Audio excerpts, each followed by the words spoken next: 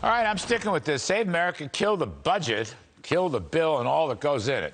Joining me now is Louisiana Senator John Kennedy, who is a member of the Budget Committee. Senator Kennedy, we welcome you to the show. And I want to begin with this. Look, if you triple tax, personal income, capital gains, and now this wealth tax, if you triple tax investment and innovation and technology, you're going to get less investment, less innovation, less wealth. That can't be good for the economy, and that's where the Biden budget seems to be going.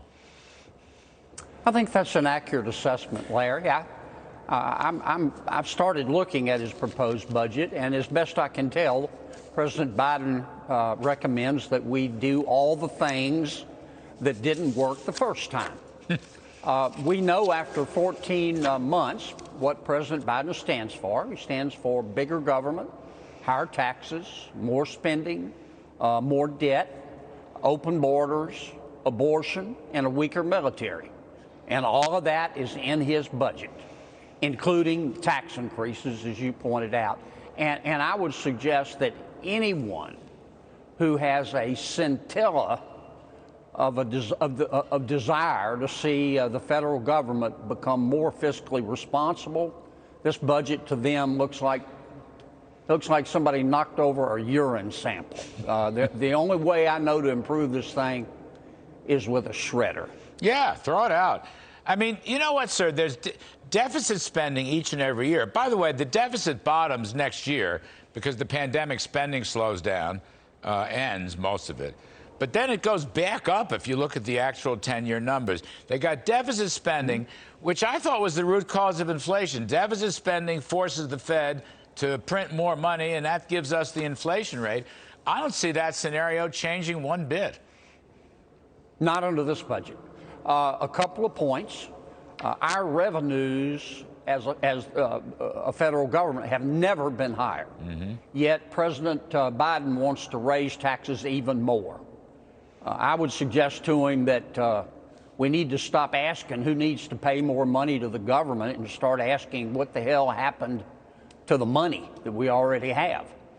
Number two, that his budget will be kerosene on the fire for inflation. I mean, if you want to pay $20 for a honey bun, vote for this budget, because it's going to just send inflation higher. Point three, Larry, there's no effort that I can tell, none, zero, zilch, nada, to try to reduce spending. There's no effort to try to reduce the $17 billion that we spend every year on food stamps for able-bodied people without children. We spend $40 billion on Medicaid. There's no effort in this budget to try to reduce personnel costs. It's just more tax, more spend, more regulate. I don't think the Republicans are going to go for it. I don't know about the Democrats. You know, you look at the states, Senator. The states are awash in revenues for a number of reasons. And so many of these states, well over more than half the states, are using the surplus revenues to cut taxes and hand the money back to the people who earned it in the first place. It's the direct opposite of what Biden is doing. Well, that's the difference today between Republicans and Democrats. Democrats, led, of course, by President Biden, believe that the federal government can spend the money you earn better than you can. And they believe that the federal government made America great.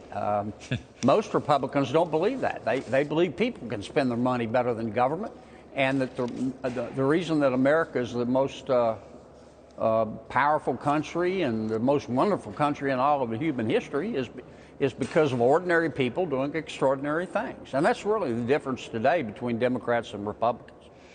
Seems to me GOP should be for growth. The Democrats are for redistribution.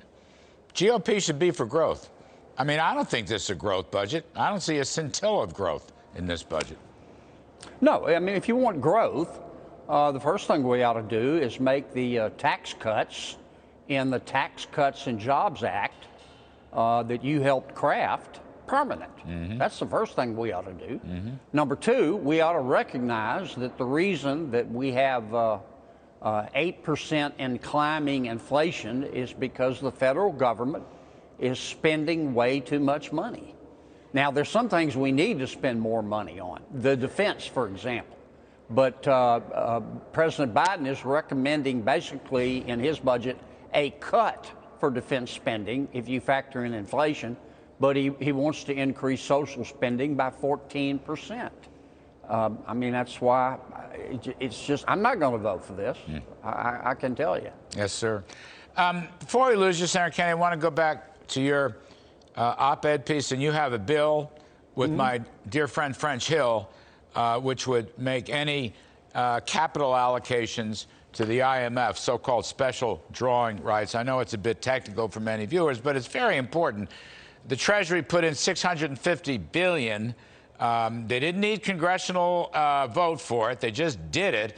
And as you point out in your op-ed, Russia gets $19 billion of these additional, I'm going to call it additional capital certificates just to oversimplify. And then they can use that, $19 billion. They can use it for collateral. They can exchange it with other countries. I mean, what's up with that? Is the IMF with us or against us? And why would we be handing Russia all this money? And why didn't our Treasury Department do something about it? Well, as you know, Larry, the International Monetary Fund is kind of like a World Bank. Every country puts in money to help countries that are down on their luck. The American taxpayer puts in the most money. The IMF issued what are called special drawing rights. That's just a gift card to all the members of the bank that they can trade in for cash, in most cases, U.S. dollars. I asked Secretary Yellen not to do this. She knew that Russia was right on the border of Ukraine. She did it anyway, and through her efforts, we basically gave President Putin $17 billion cash. We gave Iran $5 billion cash, and we gave China $40 billion cash. And we had to borrow money to do it. I mean, we're going backwards here.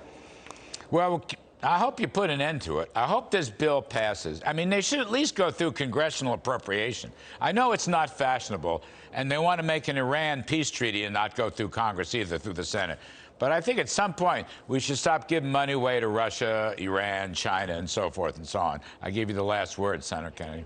Well, here we are on the one hand sanctioning Russia and trying to bring it to its knees economically, and on the other hand, our Department of Treasury, through the IMF, is giving Putin $17 billion cash.